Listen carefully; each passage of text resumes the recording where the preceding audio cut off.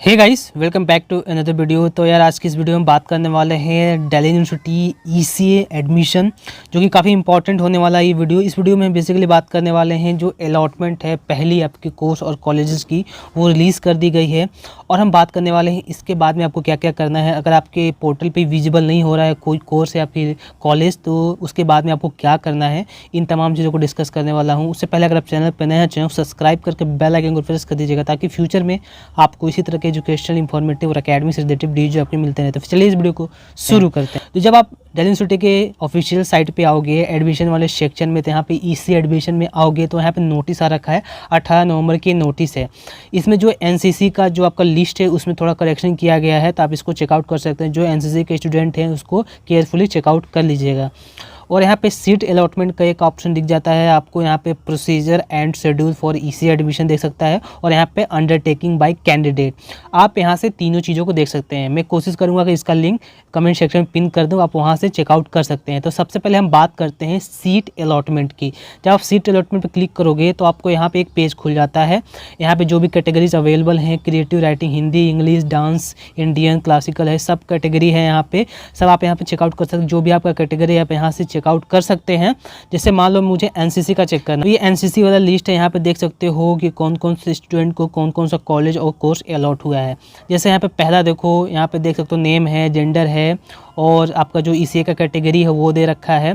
उसके बाद में सब कैटेगरी है, इसके बाद में कॉलेज एलोकेशन है, मतलब जो कॉलेज अलॉट हुआ है उसके बाद में कोर्स है। जैसे पहला आप देख सकते हो इनको वेंकी कॉलेज मिला हुआ है, तो यहाँ पे बीएससी ऑनर्स मैथमेटिक्स इनको अलॉट हुआ है। सेकेंड में भी वेंकी मिला हुआ है और बीएससी ऑनर्स मैथमेटिक्स मिला हुआ है। ये 4 पेजों की पीडीएफ है, तो आप यहाँ से देख सकते हो। पहली लिस्ट में लगभग 70 बच्चों, मतलब 70 बच्चों को अलॉट हुआ है कोई ना कोई कोर्स या फिर कॉलेज। ये एनसीसी की बात हो गई। इसी तरह से आप जितने भी कैटेगरीज अवेलेबल हैं, सब कैटेगरीज है, आप उसको चेक कर सकते हैं आपने जिस कैटेगरी के लिए अप्लाई किया था। ओके, अब हम बात कर लेते हैं इसके बाद का प्रोसेस क्या होने वाला है। तो ये ईसी एडमिशन का जो आपका गाइडलाइन है, ये गाइडलाइन आ रखा है, ये 17 तारीख को रिलीज़ कर दिया गया था। तो अब इसकी ज़रूरत है कि इसके बाद में आपको क्या करना है।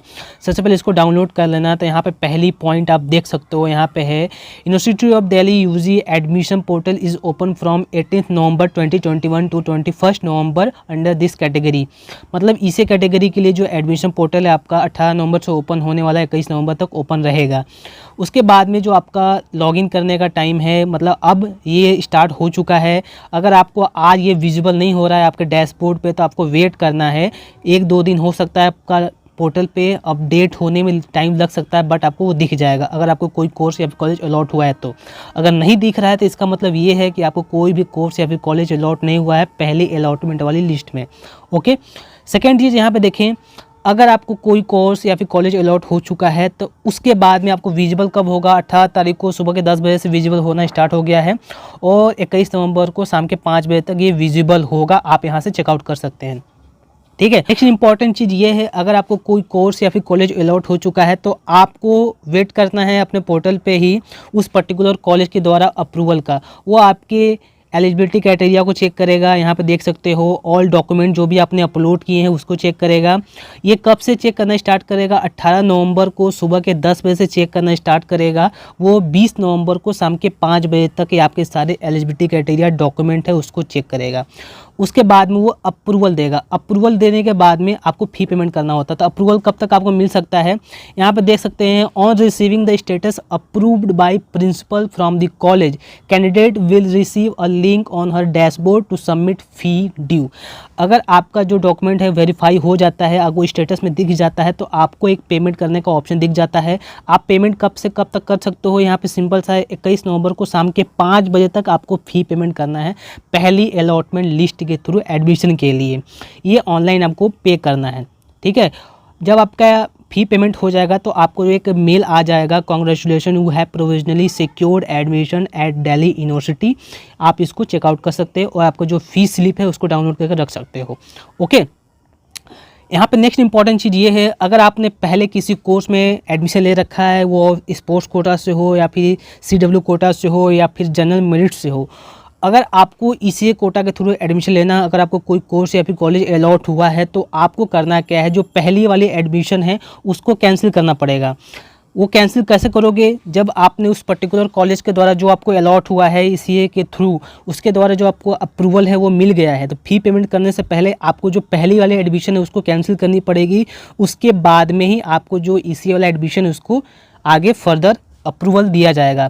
जो आपका फ़ी है वो ऑटोमेटिकली शिफ्ट हो जाएगा। आप देख सकते हो और भी इंपॉर्टेंट चीज़ है, अगर आपने पहले एडमिशन ले रखा है तो वो मैंडेटरी है पहले कैंसिल करना, उसके बाद में आप इस कैटेगरी में एडमिशन ले सकते हो। यहाँ पे एक इंपॉर्टेंट चीज़ ये भी है, अगर आपको कोई कॉलेज या फिर कोर्स अलॉट हुआ है ईसीए कोटा के थ्रू में और आपने फ़ी पेमेंट नहीं किया है, तो उसके बाद में जो लिस्ट आएगी, अगर सीट वैकेंट रह जाती है तो आप उसके लिए कंसिडर नहीं किए जाएंगे। इसका आप ध्यान रखिएगा। यहाँ पे आप देख सकते हैं, does not take admission in the allotted course college, she will not be considered for any future allotment.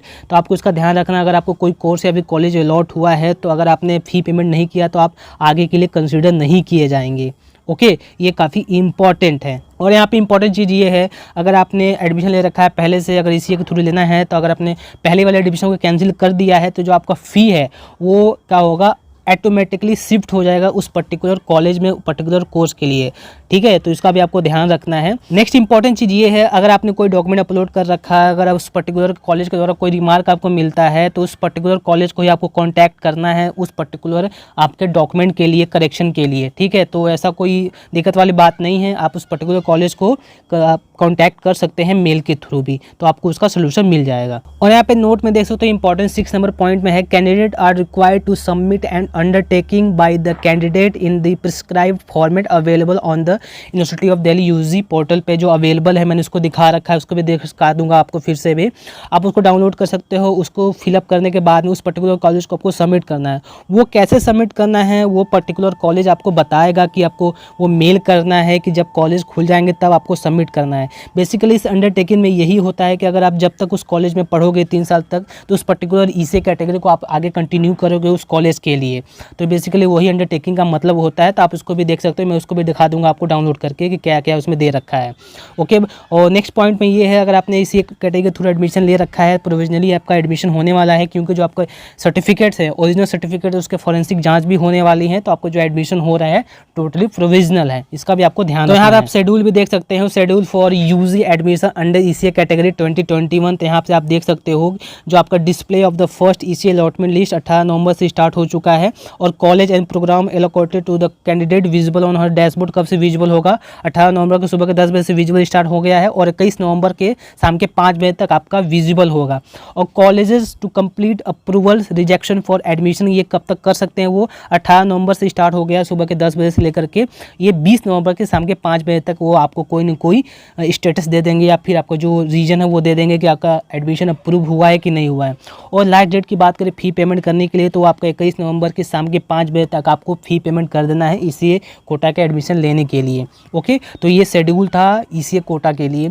और रह गई सेकेंड अलॉटमेंट लिस्ट की, तो अगर पहली लिस्ट के बाद में सीट वैकेंट रह जाती है तो डेफिनेटली सेकेंड अलॉटमेंट भी आएगी, तो आपको लास्ट टाइम तक वेट करना है। अगर आपको कोई कॉलेज अलॉट नहीं हुआ है तो मैंने एडमिशन कैंसिलेशन का भी बता दिया, अगर आपने पहले एडमिशन ले रखा है तो आपको उसको कैंसिल करना पड़ेगा, उसके बाद ही आपका जो इस स्टेप में आपको एडमिशन मिलेगा। ओके, नाउ हम बात कर लेते हैं जो आपका अंडरटेकिंग है बाय कैंडिडेट, इसमें क्या क्या दे रखा। तो ये अंडरटेकिंग आप देख सकते हो, university of Delhi undertaking by the candidate for UG admission under ECA category 2021। तो यहाँ पे अंडरटेकिंग आप देख सकते हो, यहाँ पे है बेसिकली एक फॉर्म टाइप का है, आपको बेसिकली यहाँ पे फिल करना है, जो भी चीज़ें मांग रखा है यहाँ पे फिल करने के बाद में यहाँ पे सिग्नेचर है, नेम ऑफ द कैंडिडेट है, कोर्स एंड कॉलेज है, मोबाइल नंबर, ईमेल आईडी है, डेट है। ये बहुत ही छोटा सा फॉर्म है, इसको आपको फिलअप करना है और आपको इसको सबमिट करना है, उस पर्टिकुलर कॉलेज को सबमिट करना है, वो पर्टिकुलर कॉलेज आपको बताएगा। इसको कब सबमिट करना है इसकी बात करें तो जो पर्टिकुलर कॉलेज है वो हो सकता है आपको फ़ी पेमेंट करने से पहले, अप्रूवल के बाद आपसे वो डिमांड कर सकता है, या फिर आपको जो फ़ी पेमेंट है उस हो जाने के बाद में जब आपके क्लासेस चलने लगेंगी तब आपसे ये मांगेगा, बट वो डेफिनेटली वो पर्टिकुलर कॉलेज आपसे अंडरटेकिंग मांगेगा ही मांगेगा। तो ये काफ़ी इंपॉर्टेंट है, आप इसको डाउनलोड कर सकते हो। तो आई होप आपको समझ में आ गया होगा। तो इस वीडियो को यहीं खत्म करते हैं, आने वाली वीडियो में बात करेंगे और भी अगर सेकेंड अलॉटमेंट आएगी तो वो चाहे CW का हो या फिर ECA का हो या फिर स्पोर्ट्स का हो, तो चैनल जरूर सब्सक्राइब कर लीजिएगा।